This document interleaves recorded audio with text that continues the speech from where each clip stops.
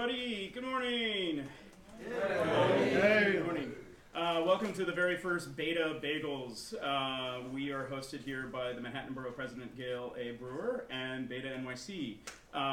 If you want to get on the Wi-Fi and tweet about it, please do. Share the knowledge that you're about to digest. The Wi-Fi is MVP_2_guest, and then the password is MVPOguest.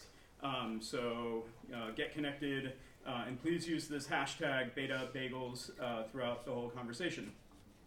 So with that, welcome. How's it going? Coffee okay? Yeah. Next time, should we order more fruit? Yes. Yeah? Okay. OJ too? Okay, any other feedback? Apple juice? Just OJ. Okay, more coffee, less coffee? Everybody get coffee? All right, great. So first I'm going to bring up Jessica Mates, the Chief of Staff of the Manhattan Borough President, to say a few words and talk about this office and Gale's passion. You got to come up here. I'm coming. All right. Okay. Cool. Thank you. So welcome everybody. Good morning. Morning. Welcome to the office of the Manhattan Borough President, Gale Brewer. So Gale Brewer is a big fan of technology, as many people know, and a lot of people in this room probably know this story, but I'm going to tell it quickly. When Gale was in the city council, she was in the city council for 12 years, and when she was there, she supported the wrong candidate for speaker. And so the person who won the speaker's race was not who she supported, and as kind of a punishment to her, they gave her the technology committee. And she, took that, and she's a big, make lemonade out of lemons. So she was like, all right, I'm going to take this committee, I'm going to do some great things. And she actually wound up, sponsoring the open data law in New York City, from that committee. Which was terrific. And now, of course, in the city council, the tech committee is very much sought after, and people actually want that committee, so it's no longer a punishment, which is great. So she came over to the office of the borough president, and we do a whole lot of work here. It's a very interesting office. It's not legislative, but we do some legislation, and we're not executive, but we do get to, make some budget decisions, and so it's an interesting office. And we get to do some fun work, and a lot of it is around, policies in the city and certainly in the borough of Manhattan. So early on, we met with BetaNYC, and we have a joint program with them in CUNY. And we said, you can use some space here. And I knew I'm Gale's chief of staff, and I said, okay, that's great. You guys can use some space, and I know you're doing some important work. I'm not really quite sure what it is, but I know it's important. So go to it. And over time, I've come to realize what the work is, and in fact now look to BetaNYC and really engage with them on so many projects that we do. I always think I'm good at opening up these things because I'm a really recent convert to the importance of data and open data in so much of the work that we do. So, we work closely with community boards, and they are always trying to help, their neighborhoods and help constituents and shape policy. So being able to help them manipulate the data that they need, whether it's the 311 complaint data, whether it's data from city agencies, is really crucial. But, there are a lot of people who are not very tech savvy, so being able to work with them and create tools where they can actually very easily access and use the data is just an amazing step forward in the work that they're able to do. And similarly in our office, we have work now with BetaNYC on a huge range of topics. We might be having some issues with the Department of Buildings and after-hours variances and trying to figure out what some legislation we should do, and we're able to work with BetaNYC to figure out how you can get some data on after-hours variances, and it wasn't so easy apparently, and how you can look at complaints and how you can kind of put that together and how you can use that to really shape, not just the day-to-day work that you're doing helping constituents, but to look at policy overall. So there's been so many examples of that, and we're just really happy to be able to have that relationship and to be able to do that work. We went out, Gale's a big supporter of small business, and we did a project. We went out and we counted vacant storefronts because we knew that there were a lot of them. So we picked, we did Broadway, other people have done their areas, but we said, all right, Broadway, we counted, had people, volunteers, staff, we went out and counted storefronts, great project. We had some numbers, and then spoke to BetaNYC about, well, you know, there's actually some data you can use to help you identify, you know, empty storefronts based on various licenses and, you know, things that people use. So now, as we're in the process of talking about legislation and creating databases around empty storefronts, we're able to talk to BetaNYC about what that should look like and what a database should look like and what information is needed and what's already out there that you can use. So I've started to understand how important this is and how this can really shape the work of this office and obviously, you know, government as a whole. I get calls more and more where people are referring to data. I was just saying to Noel, I was talking to someone from the housing department the other day, and they were saying, you know, we have all this information from HPD about, you know, where we are and aren't doing our lead inspections, not NYCHA, but the other buildings where there's rent subsidies and things, reasons that HPD would have to inspect for lead. And then the Department of Health, who I know is here, you know, has databases around, you know, tracking children who have been, you know, found to have elevated levels of lead in their blood. And, you know, bringing that data together is exactly how we're going to figure out causes, what we do about it, where we should inspect, you know, where schools come into play, and it's, you know, really the marrying of that data that will actually make a difference in this issue. So I'm a convert, I'm excited, I love that everyone's here, I love the idea of BetaBagels, and I'm very happy to welcome you to this office. I am not going to be able to be here a lot, I'm going to stick around for a few minutes, I have a couple meetings, but I'm very excited to hear what everyone has to say, and again, welcome to our office, and thank you.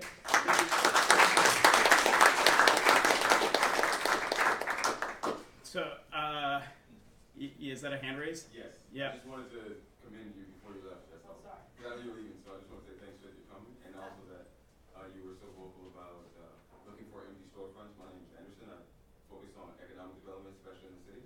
So it's really good to see that you guys are already there. So maybe we'll triage and have the data and help build the city, keep the city very vibrant. Terrific, thank you. Thanks. Well, thank you for those wonderful words. This is a map of, how many of you know this map, have seen this map before? Raise your hand. Okay, good. So this is New Amsterdam, dated 1660. That wall that you see here is actually Wall Street. And so one thing to think about when we like to start talking about New York City, New Amsterdam, is to first recognize that we are in a long history of migrants and immigrants coming to this particular place. We are colonizers. We have come here and displaced the native people of the Lenape tribe, and we are now the stewards of these series of islands that we call New York City. It's an interesting story if you've never read the book, The Island at the City of the World? No. Island of the Center of the World, I believe, by Mark Shoro. It talks about the Lenape were very welcoming to the Dutch who were coming in. The reason why is that these waters, these islands, have been a very fertile ground for centuries. We're talking about, you know, the largest diversity of shellfish in the neighborhood. We're talking about migrant birds that are going north and south. We're talking about tribes that are coming to these waters to fish. And so when the Dutch came here, they just saw them as another tribe looking for the bounty of these series of islands. And so now, unfortunately, we are now the stewards of these islands and these lands, and we must make sure that we share the bounty of the air, the limited grounds that we have, and the polluted water that we all trying to reclaim. So thank you for coming today. And I want to talk a little bit about BetaNYC and our values. Several years ago, we got our community together and we wrote this thing called the People's Roadmap to a Digital New York City, where we articulated our 4 freedoms. We believe in the freedom to connect, the freedom to learn, the freedom to innovate, and the freedom to collaborate. And through that, we fundamentally are working to demystify, explore, and empower. We hope to bring BetaBagels as an opportunity for those of you who are professional and have the opportunity to take a few hours out of your workday to come and network with each other. This is inspired by our friends in LA who do data and donuts. where they, for roughly the last year and change, maybe 2 years, have been getting doers inside of city government, organized by city government officials, to do a networking session across city government individuals. It's really important to make sure that we have a lateral conversation of those who are, quote unquote, digitally minded, forward thinking, embracing open source, embracing open data, working and talking with each other, because I know from talking with you that sometimes it's like being on your own separate island inside of your agency. And so hopefully BetaBagels will provide a platform where you will be able to network with your allies outside of different agencies and bring solidarity and hopefully change the city together. Just this morning I was informed that our friends in DC are now putting up a poll to figure out what to name their breakfast series. So thank you, friends in LA, and thank you, New York City, and good luck, Washington, DC. So as I said, BetaBagels is an experimental breakfast salon for change makers and doers who have an interest in government, civic technology, data science, and service design.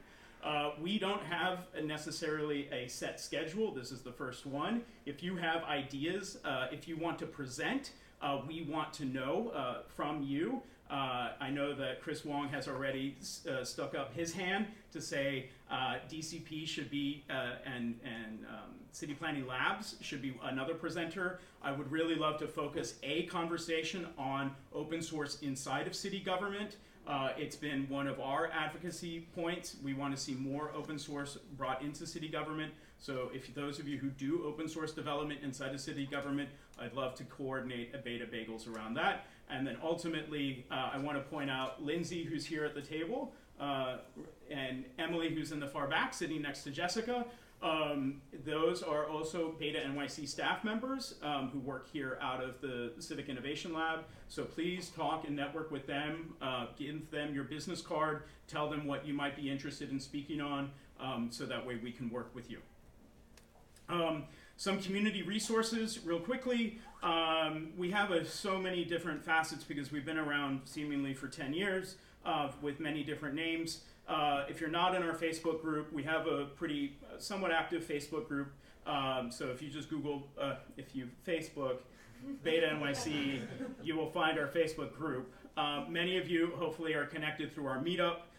If you're not, that's where we will be posting a series of classes in education. So both next week, Lindsay and Emily and I will be at Civic Hall on Monday and Thursday doing some of our introduction to open data classes from 5 to 7. They're open, they're free. The first class, 101 on Monday, is going to talk about more or less our techniques of how to train people in open data without a computer. Believe it or not, it can be done. And then our 102 class is going to be on Thursday, and that's going to focus on data journeys, which is built off of our understanding of how community boards do decision making. And then lastly, I know that Doris has sent out a memo saying please don't use instant messaging programs because they're, they don't have proper frameworks around it. But if you're so free and have a private device and want to connect to our Slack and start networking on our Slack, you know, please don't do this on a government computer. You can open it up in a web browser. I know that there are some agencies that are playing around with Slack in a web browser. You can join BetaNYC Slack at slack.beta.nyc. And with that, I'm going to introduce Tamas, who's the program manager at Data Innovation at the CTO. Excuse me, too much coffee already.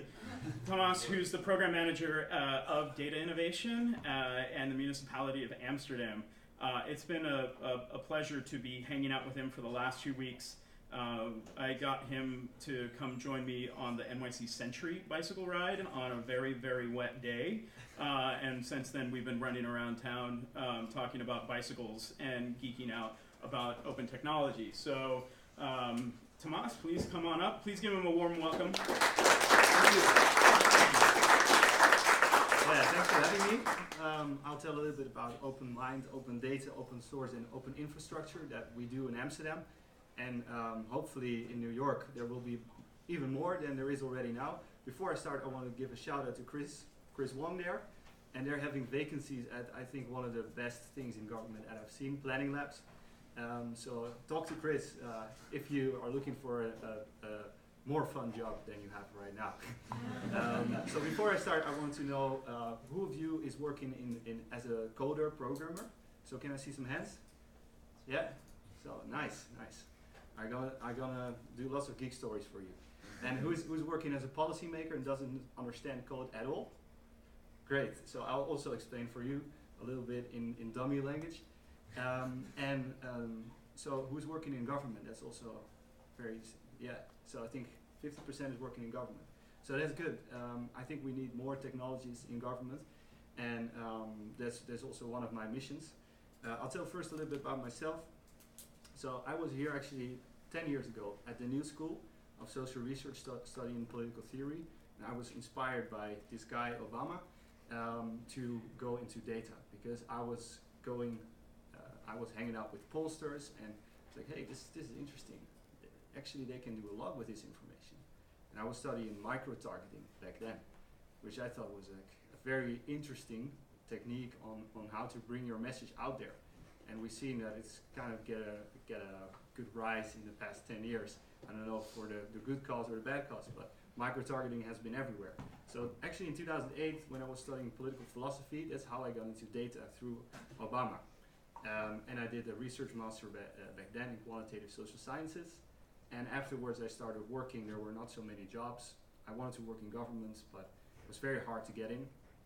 And I became a business analyst and product owner at a bank. I really liked that too. It can be a lot of fun. But I had a feeling that at some point I have to do something for society more than I'm doing right now. So at first I started a foundation called Data Mission. And then I thought, I don't want to end up in a midlife crisis, so I just tried government, and that's what I did. It was 5 years ago. Up until now, I'm very happy with my job. The first couple of months were horrible, really. Before I found some allies in government who were sitting in a basement in the city of Amsterdam, coding, and I was so happy to find them, and they taught me how to innovate in government. And it was actually just by doing it, and not asking permission all the time, just do it. So that's what I learned back then, and I'm very happy to see that also here in New York City, and found some allies here, because right now I'm here for 6 weeks to learn and to share, and working mainly on digital rights, AI, and civic tech. And I started my career actually in Amsterdam as a tour guide. So if you're ever in Amsterdam, hit me up. I like random meetings, and I still love my city, so join me for a walk in the city when you're there. So first a little bit about the history. I think Noel also spoke a little bit about the history of Amsterdam, but actually we were 750 years ago, that's when we found it. And it was one of those little dots that you can see right there. And you'll notice one thing, that there's a lot of water and not so much land. Right now, most of it is actually land. So all of it is concrete. So this explains really well one part of the Dutch culture, that we had a common enemy, the water. So we had to collaborate with each other. So there were always differences in our society, but 1/3 of the country is actually below sea level. So we had to cooperate with each other. And I think that influences the mentality that also influenced our success in the 17th century, when we rose up against the Spanish in the 80 Years' War, and we were trying to find new opportunities across the globe. And that's when these technologies basically impacted the way we did business everywhere. You can call it business, you can call it worse things. I'm very much aware of the bad sides of this history, so that's why I'm also noting it here. But it brought a lot of property to our prosperity, to our country, to our city, and then Amsterdam became this place where lots of people from everywhere can come in. The Spanish had their Inquisition, they want everyone to be Catholic, so people escaped and fled to Amsterdam. And like this guy, Spinoza, he came to Amsterdam, and already in 1670 this is what he said: the most tyrannical governments are those which make crimes of opinions. So I think that's very clever thing, and it emerged this thought in Amsterdam. And this is also a way how you can look at city planning, obviously. So here's the 17th century city planning. Who of you have been to the Canal Circle? To Amsterdam? A couple of people? Yeah. So you see that it's still the same. This is the center of our city, with canals in which goods were coming in, and rich people were living there, obviously, because we were really prospering. We called it our golden age, the 17th century. So that's kind of the foundational era of Amsterdam. So if you now look at the 21st century, the question is, who's living there now? So it's still a diverse city. We have 180 nationalities. The majority is Dutch, but it's changing very, very rapidly. We have lots of expats too, from the United States, but also from the UK now with the Brexit. Lots of people are coming. And we have Turkish, Moroccan, Surinamese immigrants. So we are a very open city still. Very important to note. And the infrastructure that we have now, this is Amsterdam Data Exchange, the Amsterdam Internet Exchange, I mean. And this is the world's largest data hub globally. It was actually the first internet connection outside of the United States in 1982, and was founded in Amsterdam in our science park. So this is the foundation right now of the way we think about our city and the way our city is built. And of course, things have changed. So if you look at 21st century city planning, things are not so centralized yet. You cannot really plan ahead in the next couple of years because technologies are so fast and everything is interconnected. So how to make policy when everything is interconnected? That's the challenge that we're standing for in our innovation team. And one thing that can help us actually is lots of information that is there. So you see, if you have more information, you can get more feedback to know what is going right and wrong. And this is a very crucial diagram, actually, I think, because we just need to understand as government how we can use this information better to learn what is going right and wrong, and to build this in our processes, all of our processes. And today I'll give a couple of examples of that, and they're centered around the 4 opens, the open mind, the open data that we have, open source, and the open infrastructure. I'll tell a little bit about that, and Lucien is also going to tell a little bit about it. But first, start with the open mind that I think is crucial. So one of the things that Amsterdam was recognized for was by the European Commission. We were awarded the Capital of Innovation in 2016-2017. And the question is, what is making your city innovative? Is it the city government? We actually don't think so. It's the people.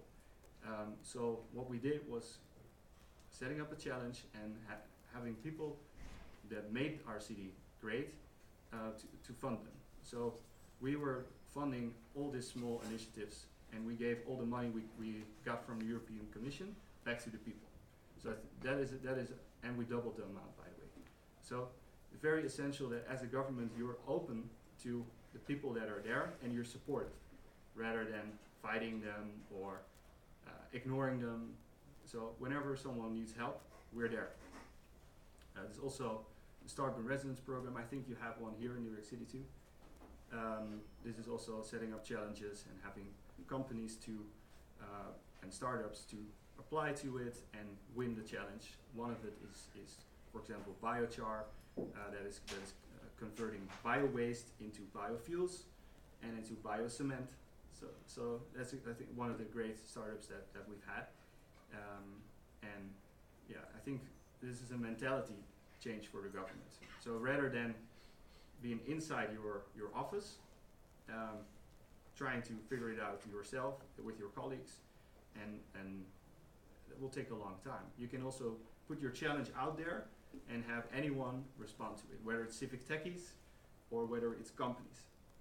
I think that mentality is key. So the partners in our ecosystem in Amsterdam, they're making our city the city that we are.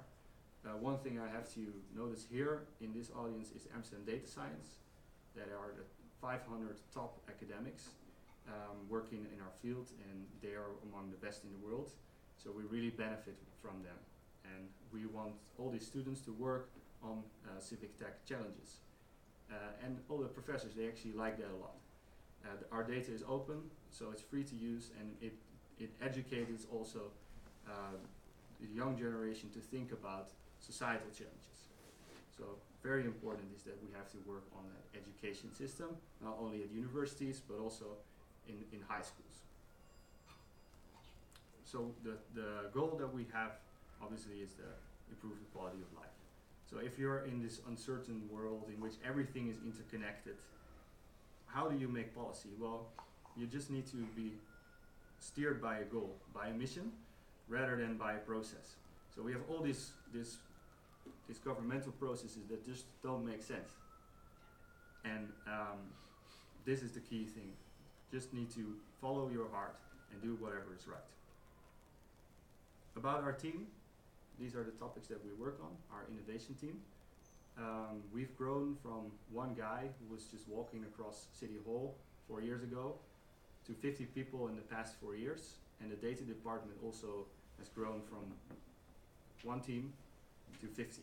So we've kind of, it hit off in Amsterdam, the innovation. And these are the topics that we're working on. So I was wondering, you also have some innovation teams here. Are there any people from the innovation team around? Yeah? Where are you working?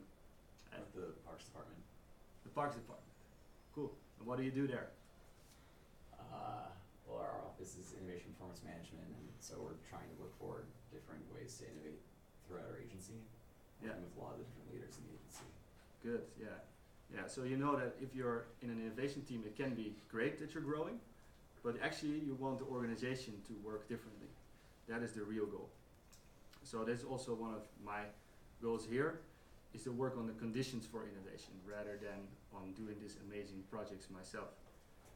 One of the things I really like is the Data Hero Award that we have. So we call it really data science, data analytics. Actually, it can be, we see a data hero as someone who uses data as an ingredient to do amazing stuff. So we have this award, and we've gathered all the data heroes of the city with each other, and we've asked them, what do you need to do your work better? It's actually that simple. And we had our managers be there and commit to achieving that. So it can be that simple. To create a community like this that we have here, to do trainings, to work on the conditions, that really is the mission that I have in the innovation team. And fortunately, I'm not alone, so these people here below, they're working with me. I'm in our innovation team. One of the things also very crucial is the digital policy and the digital rights. So this is one of the things that is in our privacy policy, that everyone has the rights to move freely in public space without being spied upon. And it's more strict than the GDPR. So that is something that this alderman, this deputy mayor, Choho, he's Moroccan, he's gay, so he knows that you don't want to be prejudiced. So he thought it was very important that everyone can be just anonymous in the city. And I think it's a notion that is not enough in our societies at the moment. So this is one thing I'm fighting for also at the European policy level. About our open data policy, some of you maybe accidentally look at this website, data.amsterdam.nl. Well, it's there, it's open, you can check it out. Another great website is maps.amsterdam.nl. So if you want to know where are the warm hotels in Amsterdam, so they are places in which we compost our food, you can go to this website. They have maps of everything, maps.amsterdam.nl. And also on our data.amsterdam.nl you'll find all information. In our open data policy, we had in 2016, we had a change in our policy, and we focused on the fact that open data is not an end goal, but just the end of a good information process. So that's what we did in 2016. We wanted agencies to work better with each other, to share their information. That's also where you had the business case of sharing information, and then the second step was actually opening it to the public. So that way it became much easier to open up data to the public, because we did it in steps. And right now we're in an AI world. Everyone is talking about it, at least. I don't know if we're in the world of AI, but everyone is talking about it. So as an innovation team, I see it as my role to use these technologies, but then for a good cause, and not to sell you things you don't want. I'll tell a little bit about the data lab, how it started. It started with managers following trends, like back in the days it was dashboards and a one-stop shop. And trends are there for a reason, because of course there is more information and we want it to be used. So we gathered all this information. At the same time, there were two guys, Aris and Berend. And Berend was a manager and Aris was an architect. And Aris was fed up with all the procurements in government. And he thought, I just make my own team rather than procuring again. So he made his own team and he created software open source, and just like Chris' team, in a couple of months they created products that were live, and everyone was like, wow, you can do that actually? Yeah, they can. And from there it grew and it became a hub, a node in which all information from agencies was shared. And this is the continuous delivery framework for all your nerds out here. The tools that we use, all open source. If we go on the numbers of these business cases, that's what we tell the business people. They're quite impressive. The license costs, especially €0, and this is 2017. So we're gathering all this information, but still we want to use it, and that's the real challenge. So if you have all information, how do you make government work differently? And there's still these real people, real problems, and real solutions out there who don't give anything about data. They just want their problems to be solved. So that's when you need to change the way you work and change your processes. So I'll tell about one case about crowdedness in the city. So for the ones who have been to Amsterdam, do you know what are the two spikes here? Any clue? Noise complaints? Maybe Lisa, you know? No. It's Lisa is from Amsterdam, so she might know. So you have the Museumplein and you have the Dam Square, and this is where tourists take pictures in Amsterdam. And this is when they upload it, and in the metadata, they share the location. So this is a great way for us to find out where do tourists take pictures. And you see that it actually is quite centralized around the I Amsterdam sign. And because of this insight, we made more I Amsterdam signs everywhere to spread tourism. It is a great way how you can use data to think and then make policy and make your urban planning policy. And it's just open data. These guys, they're also a lot in Amsterdam. They're usually from the UK and drinking a lot on these beer bikes, they're called. We ban them, by the way, now in the city. But there is lots of nuisance of people who think that Amsterdam is only a party town. And actually, for some people it might be. But people are living there in the canal circle. It's all houses, people living there. It's not Disneyland. So people are complaining. We have Airbnb changing the way our city is working right now. So lots of people just go there and stay there. So there's more tourism, and people are complaining about it. But you can complain about the world or about tourism, but the question is, what really is the problem? So we did a service design trajectory and asked people to give us a tour through the city and tell us their problems. And one of the things actually came out that was more the central theme was this: government, do what you gotta do, but do it right. Because when they would notify the government, nothing would really happen, or something would happen, but it wouldn't be working well. So this is a very important thing. And the second thing is that there was not enough information. So they didn't know how many people were where at which moment. So we tried to gather all this information from all these open data sources. Also, we had a data hunter that was going to other companies and other public organizations or agencies and trying to bring all the data together and make sure that it goes to the people on the streets. Because the people on the streets, they also want to know how many people are where at which moment. Because if there are more people, there's more trash. And if there's more trash, then you need to go there more often. So we need to bring the information to the operational processes. And I think that is essential to a different data-driven government, that we make sure to connect to these people. And we have them, of course, with handheld applications themselves. So we need to empower the workers on the street rather than enforcing them to do what we think is right as data scientists. And this is a visualization that we made out of it, the crowdedness radar. One final case before I'll talk about open infra. No, is that okay? 5 minutes more? So there's the case 311 machine learning. And I'll tell it to you because I think you should do this too. Especially here because your machine learning models are much better. So it works like this. If you see a rat on the street in Amsterdam, you can report it as a 311 report. I think you can also do that here. Who of you has done a 311 report of issues? Good. And were you happy with how it was responded? Yeah, you? Oh, sometimes yes, sometimes no. I mean, there's been so sometimes many. yeah. Yeah. Well, that sounds familiar to Amsterdam. So what we're trying to do is create here a process of continuous learning. So here you see a rat on the streets.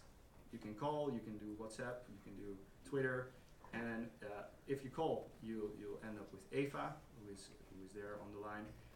If you do anything on the internet, there is a robot that is routing your message automatically to a person on the street if it has a high probability that he understands the category.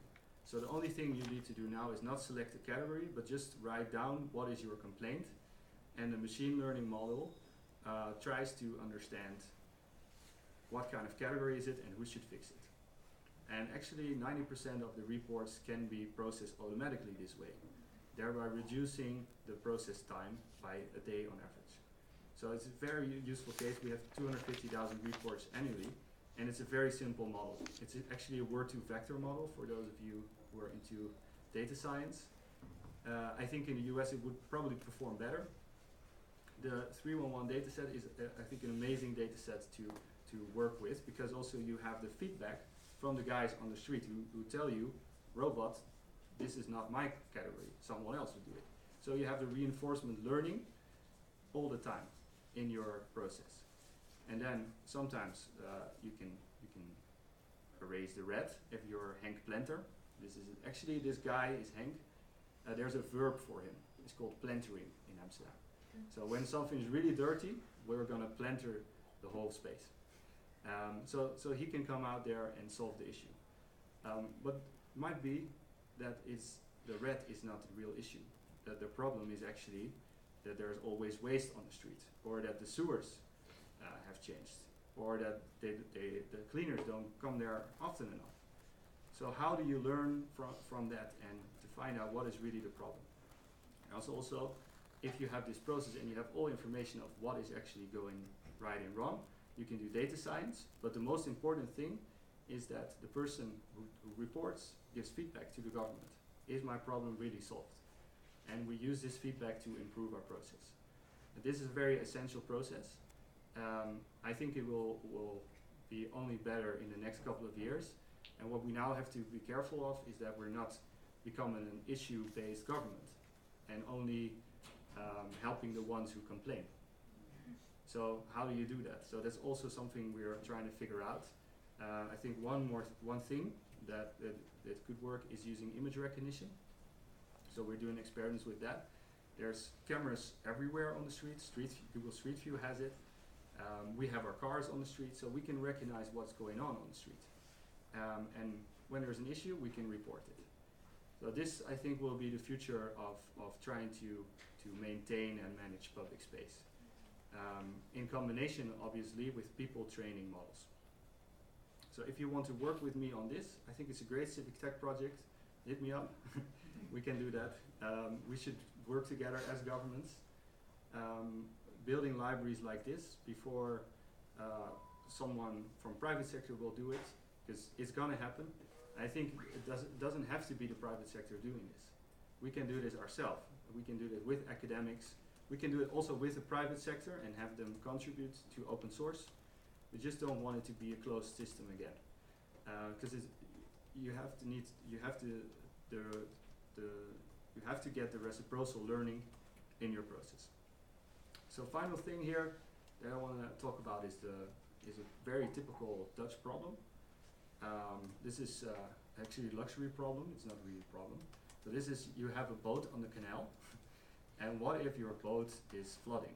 That actually happens quite a bit because it rains a lot in Amsterdam. So what we can do there is then we have a LoRa device that sensors there's water in the boat, and then someone comes to we call it hozen. I don't know what's it called in it's a very Dutch word, I guess.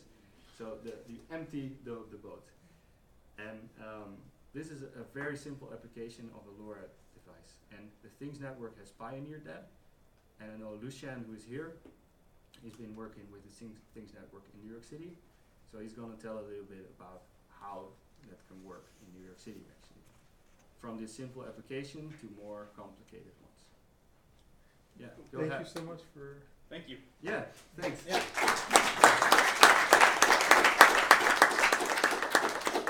So Tamas and Lucian will be up for questions, but Lucian, can you come stand here Sure. to talk into the internet? Greetings, everyone. I'm Lucian Reynolds. I'm the district manager of Manhattan Community Board 1, which covers Lower Manhattan, including the neighborhoods of Tribeca, Battery Park City, the Financial District, and the South Street Seaport area. And most important to this building, the Civic Center of New York, which houses most of New York City's government buildings and workers. Previous to being the district manager, I was the technology and economic development policy analyst for Gale. So I had done a lot of work with the Things Network and other policy initiatives, working very closely with Noel and BetaNYC on open data. And I'm really happy to see everyone here at this event. The Things Network, I think it's important. The example that Tamas brought up about the boats is a really great illustration, not only of the genesis of the Things Network, but really of the need for simplicity for Internet of Things. A boat in a canal in Amsterdam, unless it's in some sort of quantum state, it's either sinking or not sinking. And there's not a whole lot of data that needs to be sent out about describing the state of the boat. And as it is a binary state, to have an Internet of Things network that has the capacity for gigabytes of data is an overbuilt, unnecessary thing. And what really was needed was an Internet of Things network that was very lightweight, that only carried small amounts of data, that could go for extreme distances, and also allowed devices to shrink down, that didn't need enormous amounts of battery life, and didn't need a huge antenna, and didn't need all those other things that we need to have, for example, a cell phone.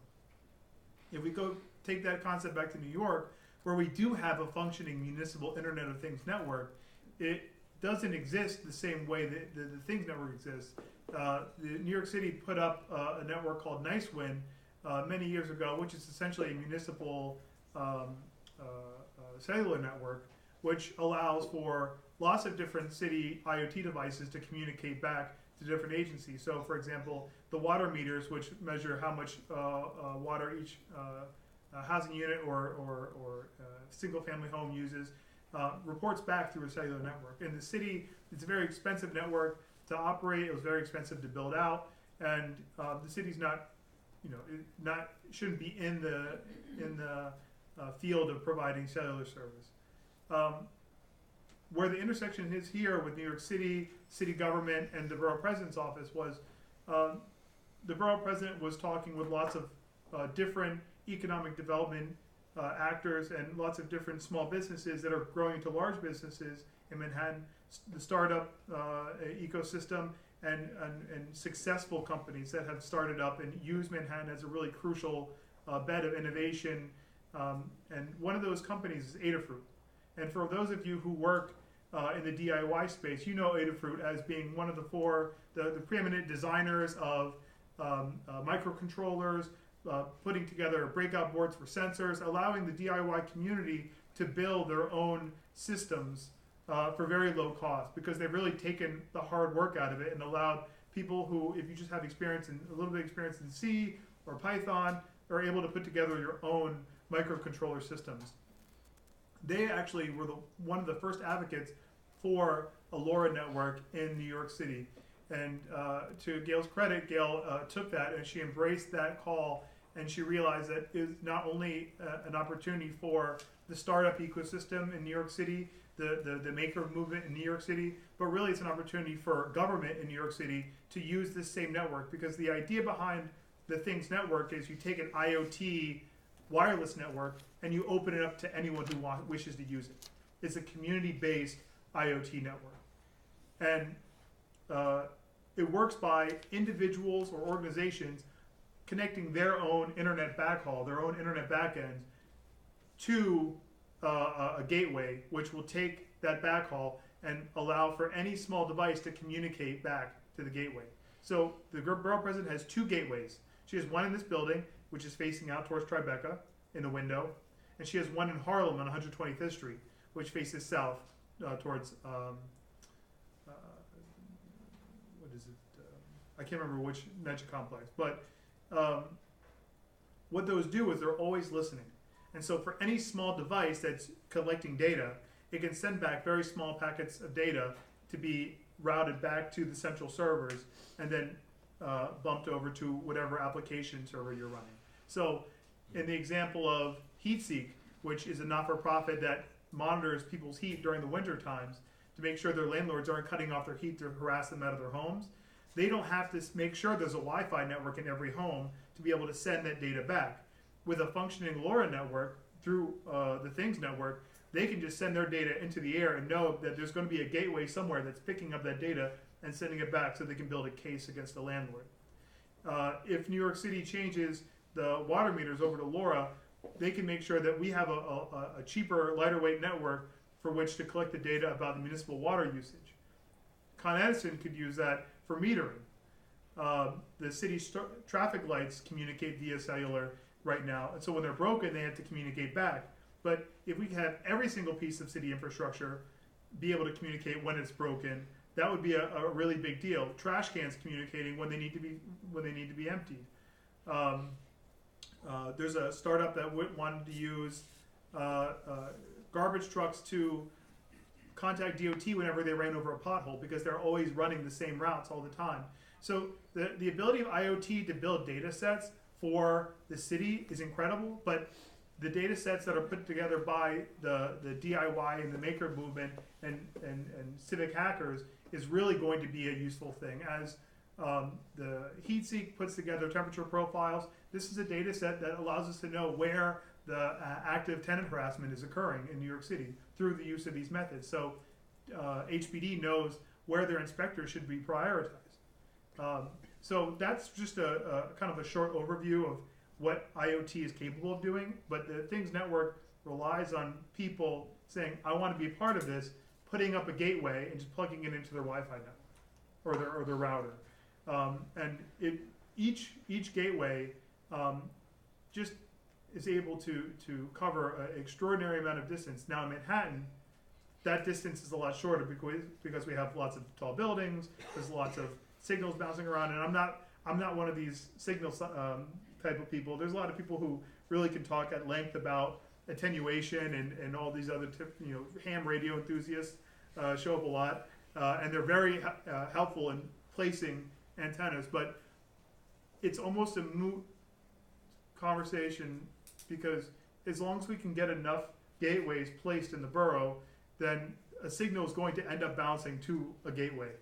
And that's what's really important right now, is trying to bring up the numbers. So there's a lot of work trying to saturate Harlem. So we have a network that's existing for organizations like HeatSeek, but we could see a lot of environmental justice organizations doing the same thing with monitoring for particulates and other sorts of pollutants, VOCs, to see where there is concentrations of air quality issues within these neighborhoods. It could be an exciting idea for fleet management.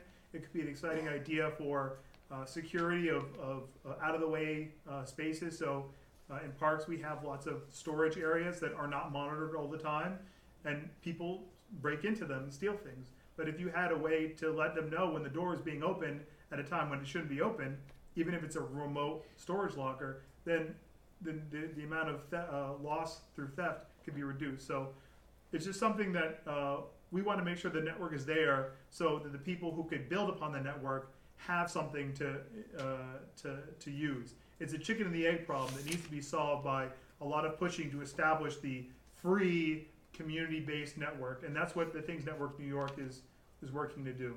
So it's now an official 501c3 that was initiated by Terry Moore a couple of years ago, and it's just building. And they have a meetup page, so you can find the Things Network New York on Meetup.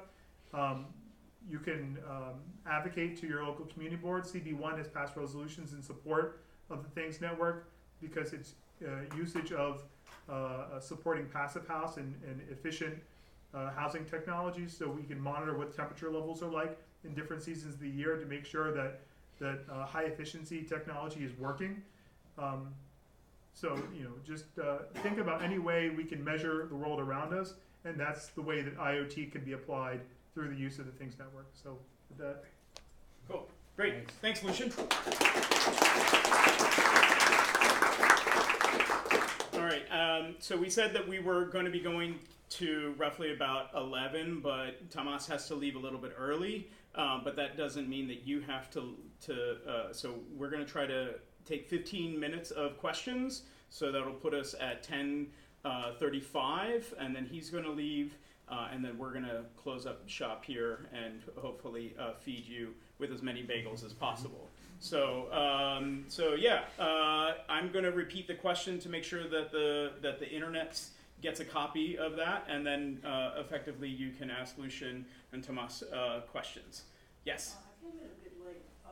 Just wanted to ask, and I don't know if we discussed public housing, but how would this work in relationship to public housing, knowing how many people are having problems with succession rights being put in the court, which adds to the homeless problem in New York City, and monitoring how long people are ending up in shelters, let's say, versus being placed in housing. Because a lot of people are told now that they have to go into shelter, even if they work, before they can get affordable housing in New York City. So that was one of the things that I wanted to know about. Cool, great. So the question was about public housing. Is Amsterdam, have you guys worked on anything in public housing? Of course, but this is a very specific question, I think. Yeah. Maybe it's more Lucian's. Yeah, I don't know. In terms of succession rights, I think the idea would be preventing any reason for any unit to push anyone out of any unit.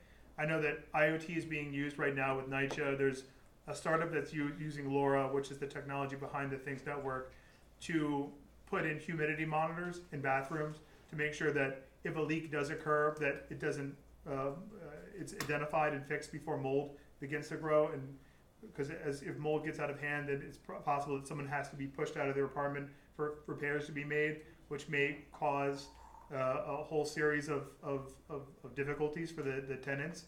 I'm not sure in terms of policy-wise how IoT could be applied to that, but I'm certain that if we make sure that apartments stay habitable and that we keep the authority or landlords in check by making sure that they're providing the spaces that they ought to be providing, it certainly is a piece of the larger puzzle.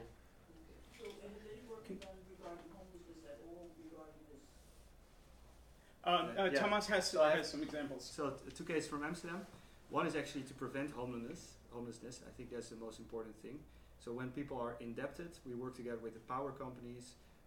They can see it already that they cannot pay the bills. So there are social workers going to the people, trying to prevent them from being evicted from their houses. And it works in lots of the cases. So it's like the thing that we really want to prevent. A second case with relates to housing quality is sensors to find mold, so the humidity level and mold, to make sure that the quality of the house is better. So that's, I think, how you can use IoT. The 2 examples. Yeah. I want to say I'm really impressed in how forward-thinking Amsterdam is in terms of not tracking its citizens, not using Wi-Fi tracking and not doing those things. And I think it's something that NYC needs to address very strongly, that we need to really ensure those rights. So if anyone has any comment on that, and what the borough president feels towards tracking using civic link NYC or things like that, transit wireless. Maybe Lucien? Can- I can't speak for current policy for DP at this point, but Yeah, Mike, happy to connect you with the MBPO's policy person to get a more detailed answer on that. Cool. I know that there in New York City, for those of you who don't know, there are some advocates that are asking for a privacy guidelines board, which grows from some of the concerns about the transparency around Link NYC. So when Link NYC went up, there was not a lot of transparency about what was the technology that was being put into Link NYC. So then a group stood up that's called, or there's now a couple of them because they've kind of forked. One of them is Rethink Link NYC, and then there's another group that's asking for kind of like a privacy guidelines board that would essentially help craft the city's privacy policy. Since those organizations have stood up, there's now a chief privacy officer that the city of New York has, and so there's a lot of workflow that's going through the chief privacy officer to be thinking through how to be more smart about privacy. Our CIO, who's the director of Do It, was the director of the Atlanta's IT department, and he has direct experience about how the city was essentially bricked by ransomware. And so there's a great concern. This administration, the mayoral administration, has put in several places to ensure that there's like privacy at the city levels being considered. I think there's a charter revision commission hearing this evening. So if you would like to have an opportunity to express these things that should be possibly written into the city charter, if you can't make the charter revision commission hearing this evening across the street at City Hall, you can send them a message at charter2019.nyc to start expressing the fact that we need to have better privacy protections. So those are some of the things that you can be thinking about when it comes down to privacy. But more questions to Tamas and about Amsterdam because he has to go. Yeah. Kind of related to that, you mentioned that Amsterdam does have a way of tracking crowds. Mm-hmm. How do you reconcile that with like not tracking people? But Yeah, so it means anonymizing the data. So the question is tracking crowds and not tracking persons. So we always call it water bags. So we count water bags, not people. I love it. Yeah. Question there? Yeah. Can you describe your team and like how you identify the problems you focus on? And, Yeah. So my team is an innovation team. We are now 40 people. We have people working on smart mobility, people working on connectivity, people working on circular economy. And the problems that we're working on are typically the ones that government agencies do not cope with yet. So those are, or they're too difficult for government agencies to start because it's a multi-agents problems. And also we try to work as much as we can with actors in the city rather than with agencies only. So when it's a very multi-stakeholder difficult problem, that's when we get in. Yeah, question here? Could you talk more about the word-to-vec model that you used to classify the 311 complaints? Like Yeah. What were some of the main challenges in employing that? Yeah. And are you also thinking about expanding that to actual calls, like maybe using speech Yeah. recognition and then using Yeah. word-to-vec on the results of that Yeah, call? So about the word-to-vec model, we were actually amazed that the model performed great in a couple of days already. So one of the demos that it was actually a student who made the model. So I wrote the challenge for a student 3 years ago, and nobody responded. And 2 years later, a student responded, and it's a guy, Maarten. He actually already worked with the city because he wanted to do something about the Airbnb problem. So he scraped Airbnb. So that's actually how we got to know him. And he created this model, and it worked immediately very well. So we knew that the challenge was really is bringing it into production and convincing people. And that was a hell of a ride. But yeah, more about that in private. Please connect to me, because this is something we can work together. Also on the speech recognition part, there are so many opportunities around this. Chatbots, you can think of all of that. We are also employing a deep learning model. It outperforms now the word-to-vec model finally. We're in a small language group, Dutch, so I think in America it will perform much better. Another question? Yeah, I was wondering how you and your team balance addressing more like resident-centered problems and things that residents can see versus things that are more in City Hall. Yeah, it's always a balance, the right mix. But all our processes starts with talking to people and finding out what are their problems and then creating solutions. And actually I try to refrain from creating technical solutions before we know what is the problem. So you can do, for example, A/B testing or Google Analytics to find out if is there actually demand among citizens for digital products before you start writing code. So that's how we try to do that. Question Are all the projects you do, are they, and the tools you create, are they all open source? Yeah. And what platforms do you use for them? Almost all of it is open source. Yeah. The platforms that we use, it varies a lot. I put some of it out there, but I can send you in private. I'll send you all the tools that we use. Mostly it's Dockerized.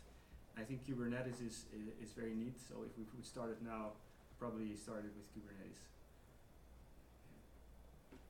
What's the farthest future looking program that the innovation teams are looking at in Amsterdam right now? Like how far out in the future are you looking? Yeah, good question. I'm actually thinking now a lot about this, about the far future, because I think that corporations are having an increasing interest in what's going on in cities and creating solutions for that. And I don't think that has to be a bad thing, but I think we have to be on it and we have to set the conditions for it. That means that real big corporations, Airbnb, Uber, are already affecting the way our streets are clogged, for example. Our housing market, what it is like. So if we want to do something about it, we have to make policy in advance and set the conditions rather than waiting for it to happen and stop it. So I think we have to look much further ahead to make policies better. And I have an initiative on digital rights with that, because I think digital rights is essential. We have to set the rules of the game.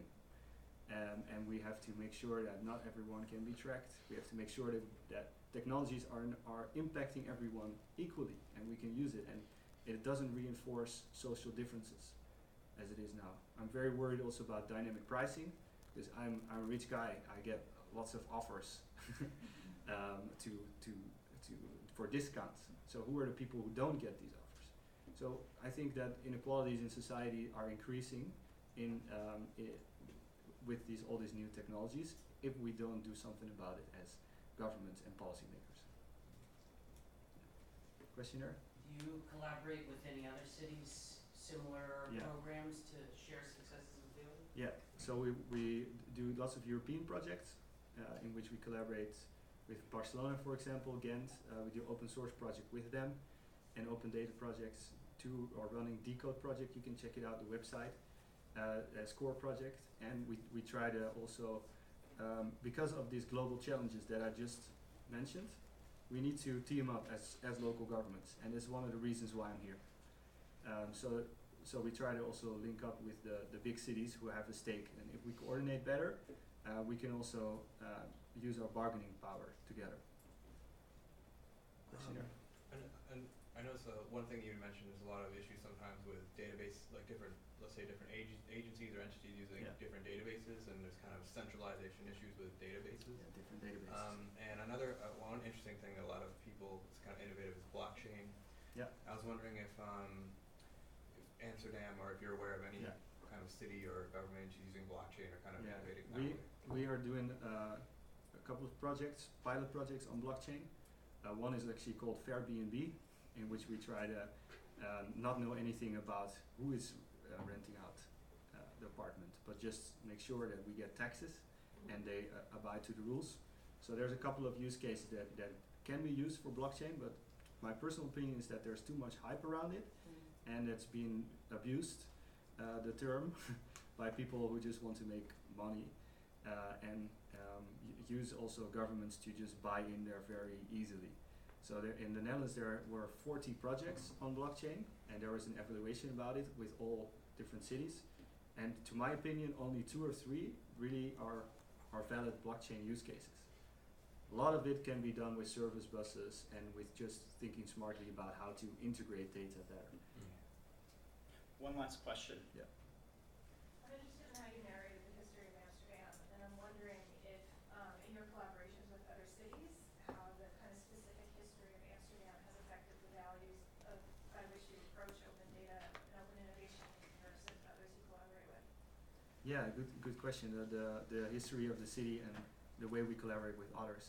So for us, and other cities, for us it is essential that we're not there for ourselves only, and we feel the responsibility also, being a global capital, having all these opportunities, having a big government, to do that together with other cities. So that's why we organize events and try to bring the community together in Amsterdam. And that's why also we're reaching out, and that's why I'm here. So it's affect the way we think. I also think that other cities work differently, and we have to respect each other. So it's there. I don't believe in a big cities program that is global. Every city has their own challenges, and it's mainly because the people are different everywhere. So I'm going to take moderator privilege and ask you to give 3 examples of programs that you've seen in New York City that you want to either take back or that we should be paying attention to. Yeah, well, the first thing is planning labs. I mentioned that. Amazing work, open source, very user friendly. I'm very jealous of that, and with only four people they made that. Incredible work. So that's definitely one thing. Second thing is BetaNYC. I'm very interested in the CityGram thing, especially because of the vision. So if you can get an update for whatever is happening in your neighborhood, that would be such a valuable resource for someone. And now the updates are around 311, but if, for example, a shop opens in your neighborhood, that would be something you would want to know. Or a community center opens. So I think the neighborhood-specific news, there's a lot of value to it. I'm also very interested in the participatory budgeting work in New York City and how it's being done. I think we need more of that in Amsterdam too. Great. Yeah. Thank you very much. Thank you. Thank you.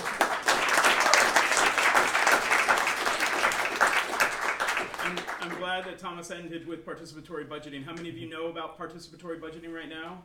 So about half of you. For the other half, we're currently going through the project selection process, which is one of the most democratic and most interesting programs where you can go to essentially a high school, middle school, elementary school, and there will be your neighbors presenting on their problems and their budget and their strategies to fix those issues. And so it's a really amazing way to see not only what your neighborhood problems are, but where there are deficiencies within the capital construction program, because the majority of the programs for our PB process actually go to schools, which demonstrates that our schools' infrastructure is underfunded, but it's a really great way to connect with your neighbors, to connect with the problems that are in your neighborhood, to meet other civic leaders, and have a better understanding of what's going on within your neighborhood. So please pay attention to that. And second to that is that we're currently going through this charter revision process. The charter revision process is a very important democratic practice where we're able to review and rethink how our municipal constitution looks, operates, and essentially is articulated. Crazy things that are in our city charter are the fact that planning has websites. There are actual URLs in our municipal constitution. There's references to agencies that are no longer around. So if you haven't looked at the city charter, it is the fundamental document that governs our taxation and our laws and our rights, and that's currently under review. So go to charter2019.nyc, take a look at our city's constitution, provide some suggestions, and with that, thank you for coming out for the BetaBagels, BetaBagels. This is our first one, so thanks for giving us some trust and taking it on the chin or in the belly. And we hope to see you at the next BetaBagels. Please talk to Lindsay or Emily if you have suggestions for suggestions for the next one. We'll try to do this on a monthly basis, and if you're from a company or corporation and want to help sponsor or underwrite, we can also talk about that. So great, thanks for coming out, and we got to be out of here at 11.